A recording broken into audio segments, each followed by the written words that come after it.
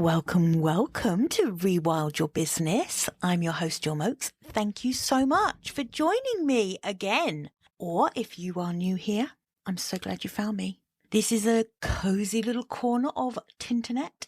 I keep saying that as if I'm from the north of England, Tinternet. I don't know why I keep doing it.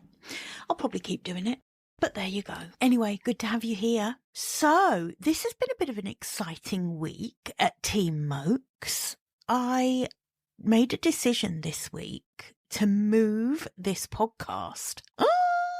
So this will have literally no impact on you, my lovely listeners, whatsoever. And it's part of a bigger thing that I'm experimenting with. You know that I believe that growing a feel-good business is all about one experiment after another. You try things, you see what feels good, you see what gets results, and you tweak accordingly. And one thing that I've been doing is exploring what's possible over on Substack. And honestly, it has evolved so much since my first foray into Substack, which was when it first started really. And I played about with it for a little bit then. But honestly, I wasn't really into writing the way I am now. And I wasn't being consistent with creating any kind of content, let alone a weekly podcast like I do now. So I never really got off the ground with Substack.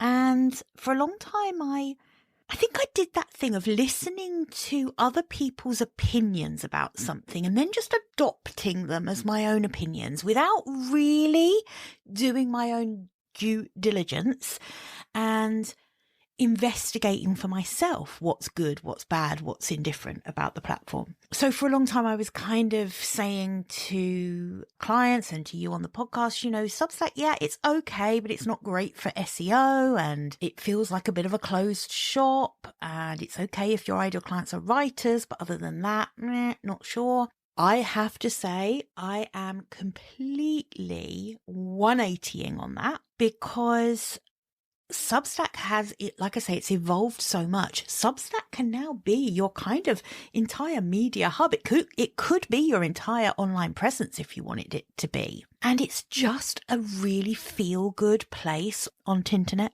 So that's what I want to talk to you about today, my kind of thought process around moving this podcast and how I'm going to be using Substack moving forward. And obviously, I'm hoping you'll come and subscribe to my Substack if you feel the call to do so. Let's dive into the episode. Welcome to ReWild Your Business, the podcast for women doing the work their soul intended. I'm Jill Mokes. I'm an international business coach, and I'm a guide for women doing the work that matters. Rewilding your business means cutting away what doesn't belong to allow what does to thrive, finding simplicity in your work. And it's about bringing the whole of who you are to the table, whether you're building something new or finding your way back to what really matters to you. I'm so glad you're here. When it comes to building a really soul-satisfying business, doing it my way, doing only the things that matter to me, being my usual wildly uncompromising self, growing a business that is the fullest expression of everything about who you are, what you believe in, what your values are, what you stand for, why you do the work you do, right? That's what I believe when it comes to building a business that matters to you, that full fat version of the business that you want to run. Previously, I was hosting the podcast in Kajabi, which is where I currently host my website, my email list, etc., my courses, all of that kind of thing. And moving the podcast over to live inside Substack was actually a really simple process. They make it very easy. So that was a big tick for me.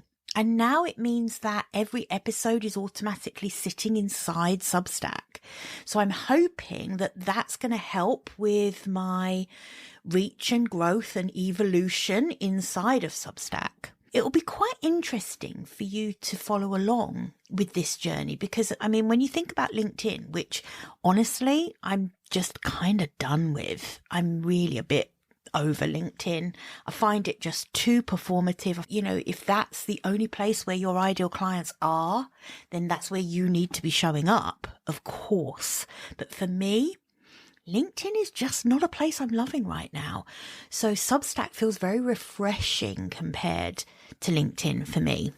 Compared to LinkedIn, Substack feels really great to me. One thing that I think has really evolved with Substack is that SEO thing, because that was one of the reasons I was quite resistant to writing on Substack, was that, you know, you're kind of in that closed shop.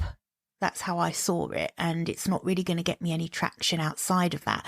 That's actually changed. Their SEO has improved an awful lot. So that's a big tick. If you are thinking of exploring Substack, it's going to be an interesting thing to come and follow along my evolution on Substack, because what I was about to say was on LinkedIn, I've got like 6,500 followers on LinkedIn. I'm pretty established on that platform. On Substack, as of today, I think I've got 164 subscribers. So I am early doors on there. So if you like that sort of raw honesty of, you know what, come along and have a look, come along and see what happens.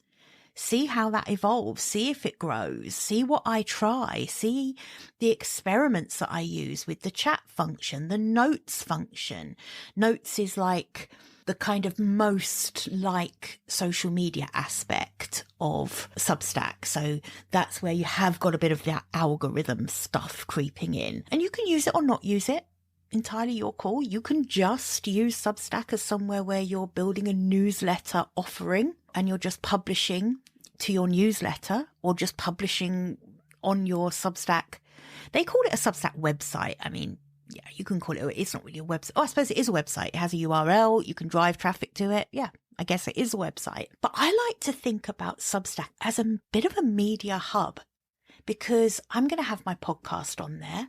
I'm definitely going to experiment with going live on Substack.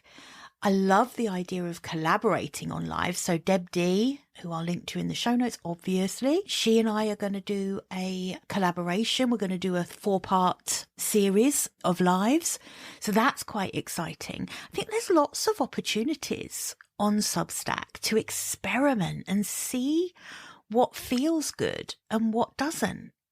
Honestly, it still feels like a nice place to be. Caveat to that is that, you know, a lot of these platforms, I loved Instagram when Instagram first came out. That felt like a wonderful place to be. It was so visually beautiful and so simple. You just posted your photographs and, you know, I loved that. And of course, that has evolved now. I still quite like scrolling on Instagram. I just never get clients from Instagram. You know, that's just not how clients come and find me. I'm much more likely to get clients from this podcast, you know, from my website, from speaking things that I do, and I'm hoping from Substack. So we shall see. It's a beautiful, fresh experiment that feels good. And it definitely aligns with the focus that I have this year on my writing. So I'm working on my book. I am going to be self-publishing my first book before the end of this year. So that feels really exciting as well. And Substack feels like a great platform to be doing that on, to be promoting and talking about that. Do you know what? I think I've just realized what it is that I really like about Substack at the moment is that I'm finding it the easiest platform to just be your whole self. I feel like showing up on LinkedIn, there's so many of those like best practices and rules, and don't put links in your post. And if you do this, you won't get any reach. And if you do that, you won't get any reach. And also the most annoying thing ever about LinkedIn, in my opinion, is the fact that even the people that I have intentionally connected with because I want to see their stuff, the algorithm still doesn't feed it to me. It's like on LinkedIn, what do we have to do to actually see the stuff we want to see? Because the algorithm isn't working in my favour on there. I don't know about you. Let alone the algorithm showing our stuff to the people we want it to show it to.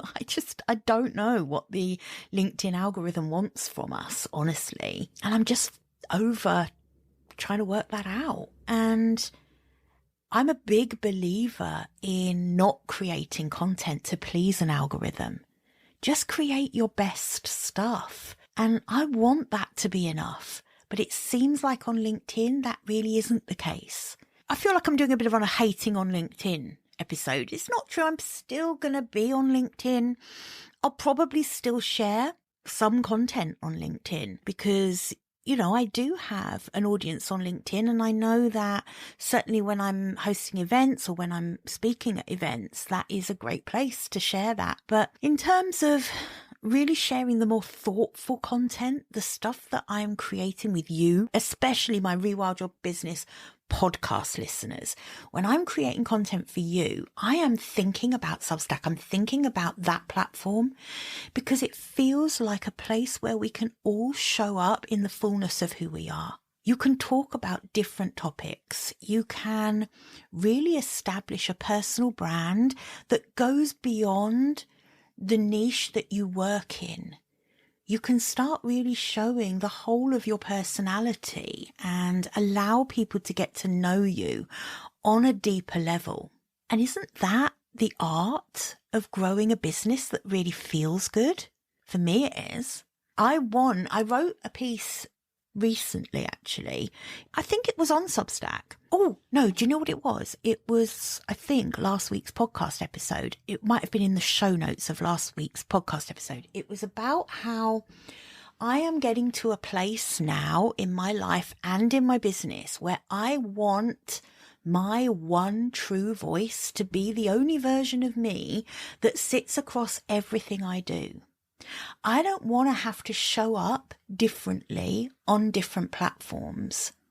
I don't want to have to comply with the rules of different platforms or I'm using my famous podcast air quotes, the rules that we probably self-impose most of the time. I want to be somewhere where I feel genuinely like the whole of me belongs. And for me right now, that feels like Substack. Also, the writers that I love subscribing to, they are all writing on Substack now.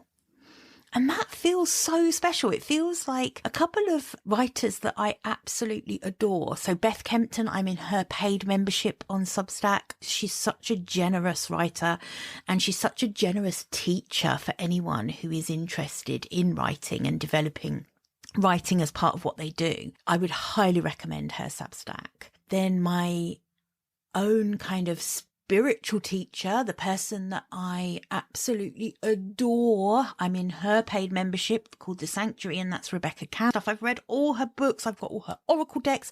I went to her Unbound in-person event in Glastonbury last year. You know, she's someone I absolutely love learning from. And I feel like on Substack, we get the rawest, most accessible version of these people that we want to learn from. And I'm honestly basing what I'm doing on Substack on those people. I want the people who follow me to feel like that. I want them to feel like they're getting access to me on a much deeper, more accessible level. So that's another big tick for me for Substack. If you're listening to this and you're thinking, ooh, maybe I will give Substack a little go and experiment with how that could fit into my business ecosystem, there is someone I really recommend, and that is Claire Venus. She runs a Substack called Sparkle on Substack, and she just has so much resource for people who are building a Substack. I highly, highly recommend her.